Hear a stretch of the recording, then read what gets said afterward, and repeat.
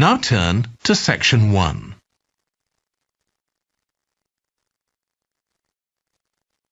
Section 1. You will hear a man phoning the customer services manager of a hotel to get information about holding a conference there. First, you have some time to look at questions 1 to 5. You will see that there is an example that has been done for you. On this occasion only, the conversation relating to this will be played first. Hello, Flanders Conference Hotel. Oh, hi. I wanted to ask about conference facilities at the hotel. Have I come through to the right person? You have. I'm the customer services manager. My name's Angela. The name of the customer services manager is Angela. So Angela has been written in the space. Now we shall begin. You should answer the questions as you listen because you will not hear the recording a second time. Listen carefully and answer questions 1 to 5. Hello, Flanders Conference Hotel. Oh, hi. I wanted to ask about conference facilities at the hotel.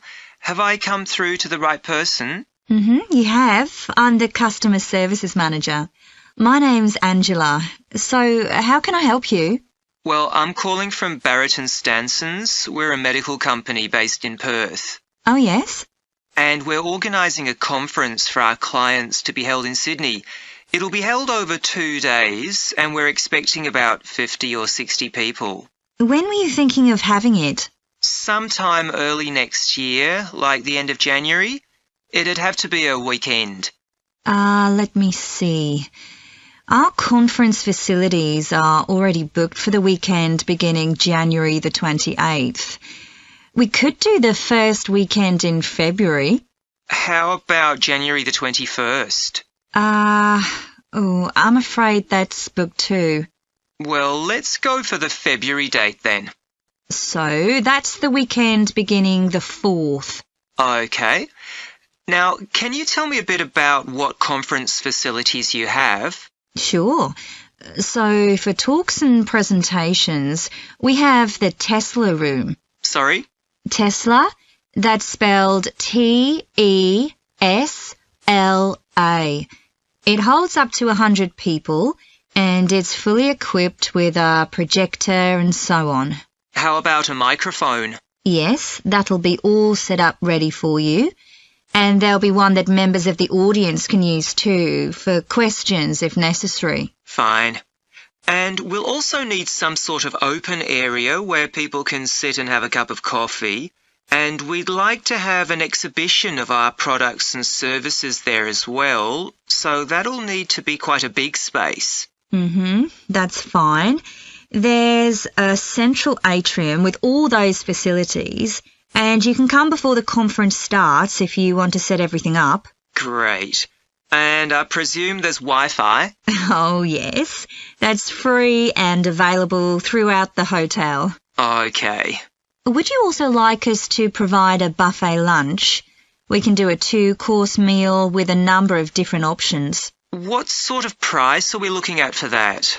Well, I can send you a copy of the standard menu. That's $45 per person. Or you can have the special for $25 more. I think the standard should be okay, but yes, send me the menu. Before you hear the rest of the conversation, you have some time to look at questions 6 to 10. Now listen and answer questions 6 to 10.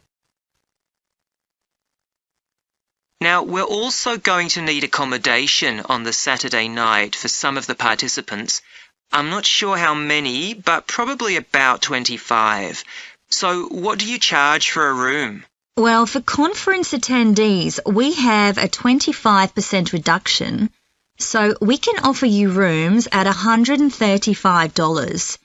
Normally, a standard room's $180. And does that include breakfast? Sure. And of course, guests can also make use of all the other facilities at the hotel. So we've got a spa where you can get massages and facials and so on. And there's a pool up on the roof for the use of guests. Oh, great. Now, what about transport links? The hotel's downtown, isn't it? Yes. It's about 12 kilometres from the airport. But there's a complimentary shuttle bus for guests. And it's only about 10 minutes walk from the central railway station. Okay. Now, I don't know Sydney very well. Can you just give me an idea of the location of the hotel? Well, it's downtown on Wilby Street. That's quite a small street and it's not very far from the sea. And of course, if the conference attendees want to go out on their Saturday evening, there's a huge choice of places to eat. Then, if they want to make a night of it, they can go on to one of the clubs in the area. There are a great many to choose from. Okay. So, if we go ahead with this, can you give me some information about how much we're looking at? That is the end of section 1. You now have half a minute to check your answers. Now turn to section 2.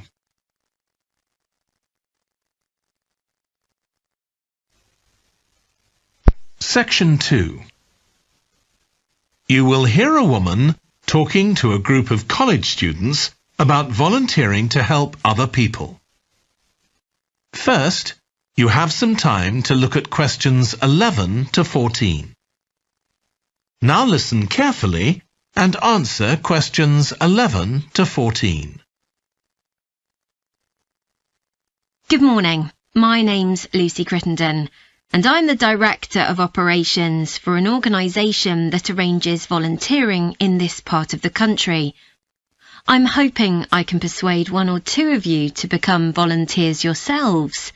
Let me start by briefly explaining what we mean by volunteering.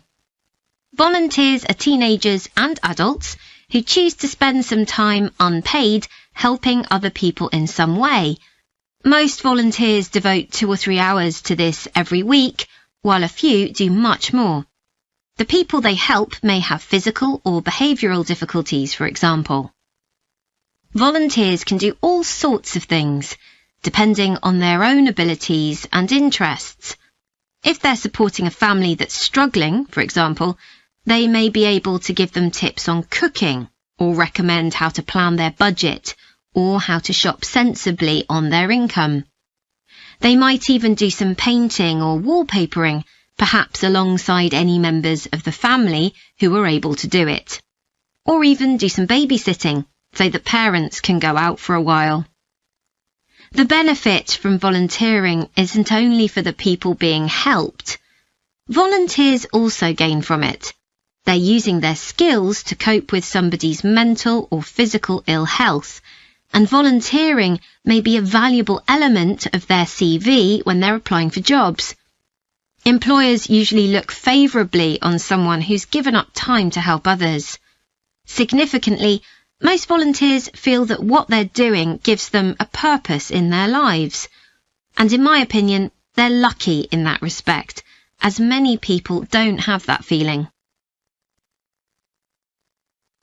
Before you hear the rest of the talk, you have some time to look at questions 15 to 20. Now listen and answer questions 15 to 20. Now I'd like to tell you what some of our volunteers have said about what they do, to give you an idea of the range of ways in which they can help people. Habib supports an elderly lady who's beginning to show signs of dementia. Once a week they, along with other elderly people, go to the local community centre where a group of people come in and sing. The songs take the listeners back to their youth, and for a little while they can forget the difficulties that they face now. Our volunteer Consuela is an amazing woman. She has difficulty walking herself, but she doesn't let that stop her. She helps a couple of people with similar difficulties who had almost stopped walking altogether. By using herself as an example, Consuela encourages them to walk more and more. Min visits a young man who lives alone and can't leave his home on his own, so he hardly ever saw anyone. But together they go out to the cinema or to see friends the young man hadn't been able to visit for a long time. Tanya visits an elderly woman once a week. When the woman found out that Tanya is a professional dressmaker, she got interested. Tanya showed her some soft toys she'd made, and the woman decided to try it herself. And now she really enjoys it and spends hours making toys. They're not perhaps up to Tanya's standard yet, but she gains a lot of pleasure from doing it. Alexei is a volunteer with a family that faces a number of difficulties. By calmly talking over possible solutions with family members, he's helping them to realise that they aren't helpless and that they can do something themselves to improve their situation. This has been great for their self-esteem. And the last volunteer I'll mention, though there are plenty more, is Juba. She volunteers with a teenage girl with learning difficulties who wasn't very good at talking to other people. Juba's worked very patiently with her, and now the girl is far better at expressing herself and at understanding other people. Okay, I hope that's given you an idea of what volunteering is all about. Now I'd like to talk to you about... That is the end of section 2. You now have half a minute to check your answers. Now turn to section 3.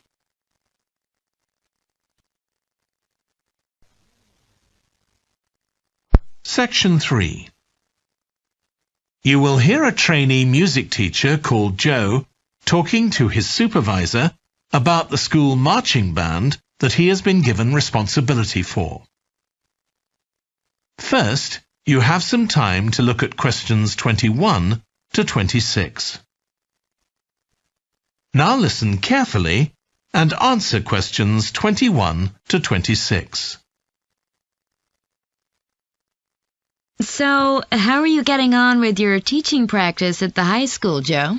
Well, I've been put in charge of the school marching band, and it's quite a responsibility. I'd like to talk it over with you. Go ahead. You better start by giving me a bit of background. Okay. Well, the band has students in it from all years. So they're aged 11 to 18, and there are about 50 of them altogether. It's quite a popular activity within the school.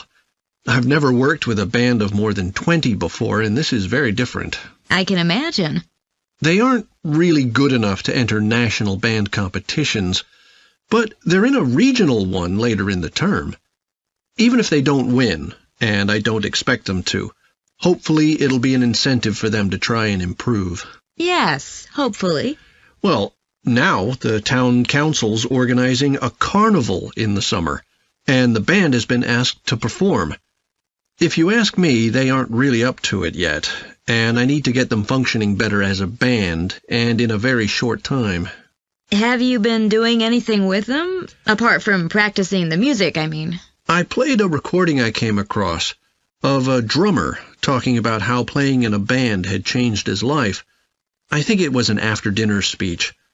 I thought it was pretty inspiring, because being in the band had stopped him from getting involved in crime. The students seemed to find it interesting, too. That's good.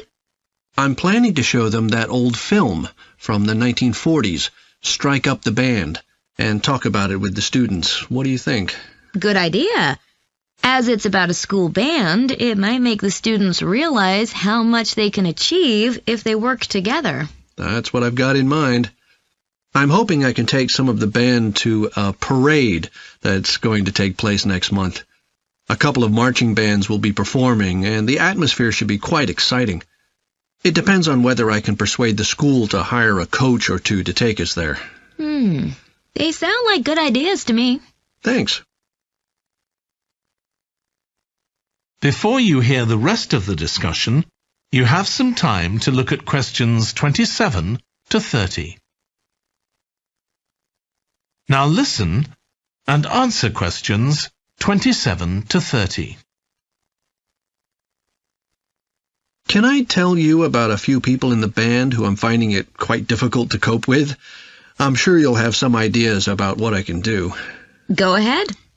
There's a flautist who says she loves playing in the band. We rehearse twice a week after school, but she's hardly ever there. Then she looks for me the next day and gives me a very plausible reason. She says she had to help her mother, or she's been ill, but to be honest, I don't believe her. Oh dear. Any more students with difficulties? Plenty. There's a trumpeter who thinks she's the best musician in the band, though she certainly isn't. She's always saying what she thinks other people should do, which makes my job pretty difficult. She sounds a bit of a nightmare. You can say that again. One of the trombonists has got an impressive sense of rhythm and could be an excellent musician, except that he has breathing difficulties, and he doesn't really have enough breath for the trombone. He'd be much better off playing percussion, for instance, but he refuses to give up, so he ends up only playing half the notes. I suppose you have to admire his determination. Maybe. One of the percussionists isn't too bad, but he never seems to interact with other people, and he always rushes off as soon as the rehearsal ends. I don't know if there are family reasons or what, but it isn't good in a band, where people really need to feel they're part of a group. There are others too, but at least that gives you an idea of what I'm up against. Do you have any thoughts about what I can do, Lizzie? That is the end of section 3. You now have half a minute to check your answers. Now turn to section 4.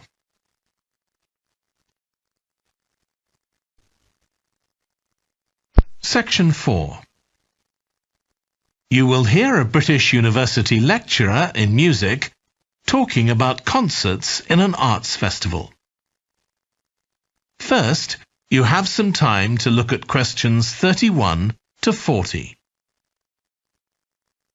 Now listen carefully and answer questions 31 to 40. As you all know, the university is planning an arts festival for later this year, and here in the music department we've planned 3 concerts.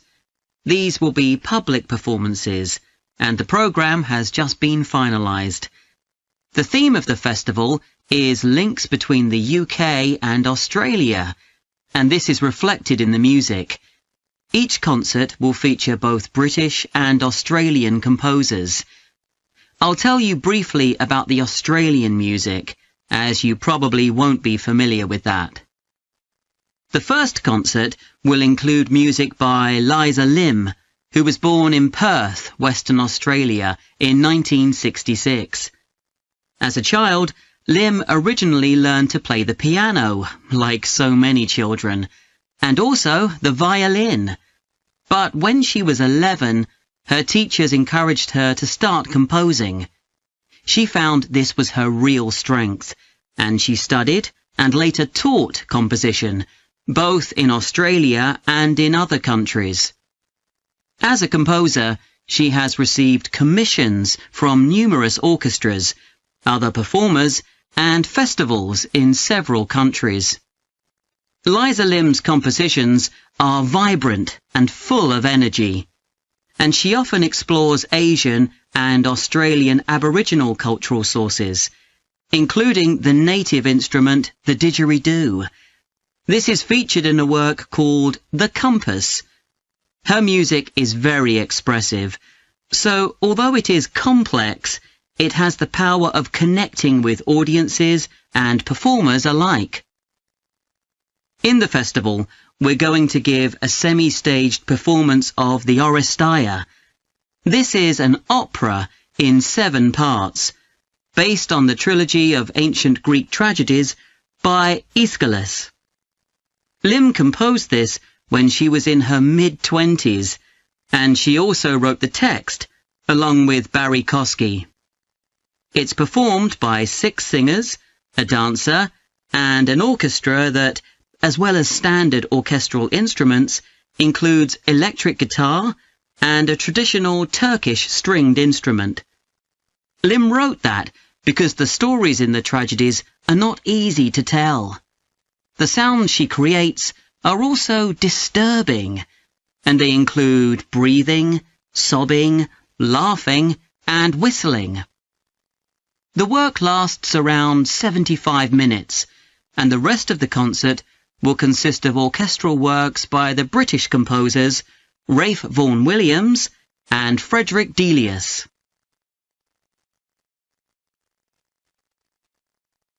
Moving on now to our second concert. This will begin with instrumental music by British composers Benjamin Britten and Judith Weir. After the interval, we'll go to Australia for a piece by Ross Edwards, The Tower of Remoteness. According to Edwards, the inspiration for this piece came from nature, when he was sitting alone in the dry bed of a creek, overshadowed by the leaves of palm trees, listening to the birds and insects. The Tower of Remoteness is scored for piano and clarinet. Edwards says he realized years after writing the piece that he had subconsciously modelled its opening phrase on a bird call. Ross Edwards was born in 1943 in Sydney, Australia, and studied at the Sydney Conservatorium of Music and the Universities of Adelaide and Sydney. He's well known in Australia, and in fact, he's one of the country's most performed composers. He's written a wide range of music, from symphonies and concertos to some composed specifically for children. Edwards's music has been described as being deeply connected to Australia, and it can be regarded as a celebration of the diversity of cultures that Australia can be proud of. The last of the 3 Australian composers to be represented in our festival is Carl Vine. Born in 1954, Vine, like Liza Lim, comes from Perth, Western Australia. He took up the cornet at the age of 5, switching to the piano 5 years later. However, he went to university to study physics before changing to composition. After graduating, he moved to Sydney and worked as a freelance pianist and composer. Before long, he had become prominent in Australia as a composer for dance, and in fact has written 25 scores of that type. In our third concert, Vine will be represented by his music for the flag handover ceremony of the Olympics held in 1996. This 7-minute orchestral piece was of course heard by millions of people worldwide, and we'll hear it alongside works written by British composers Edward Elgar and, more recently, Thomas Adès. That is the end of section 4. You now have half a minute to check your answers.